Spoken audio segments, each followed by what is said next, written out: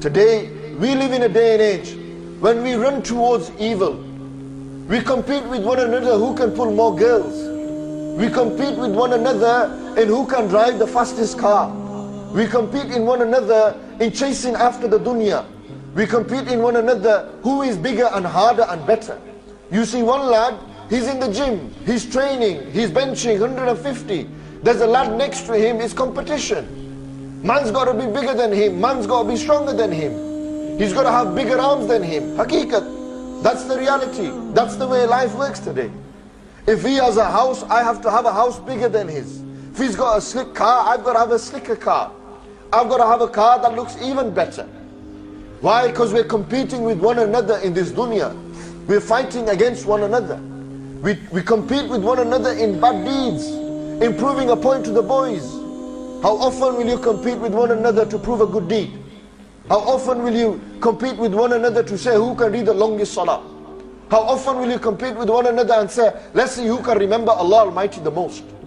You don't, because it's not interesting.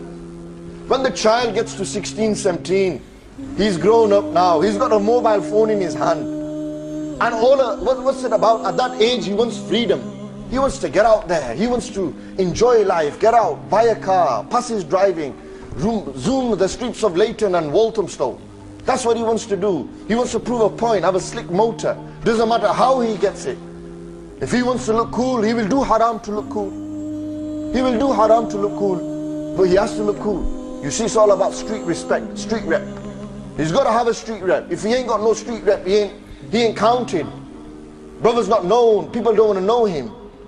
He will only be known if he has the street rep. And what's the street rep today? Today's street reputation, we're too worried about pleasing people. We're too worried about pleasing the boys, pulling the bed. We ain't interested in pleasing Allah subhanahu wa ta'ala. This is the state that we live in. Look at that. Look how amazing life is. You should live your life like you were the king. You thought you were everything. You wore the best gowns.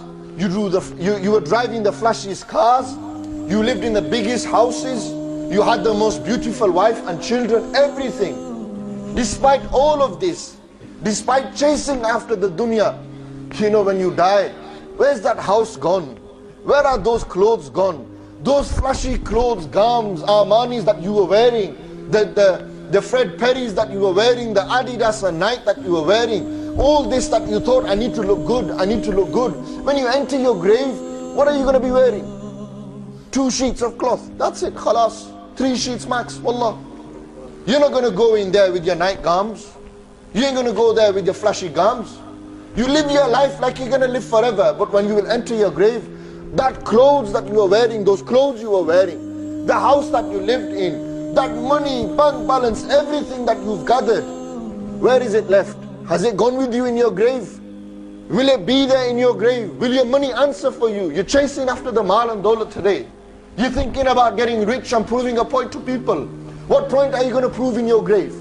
We are Muslims. We believe in life after death. We believe that after this world, there is another world waiting for me and you. What are we prepared for that world? We're spending too much time thinking about this dunya. We're building our bank balances, Barclays, HSBC, Lloyds TSBC. We're too busy chasing after this dunya. The real bank balance is what? The real bank balance is the bank balance of the akhirah.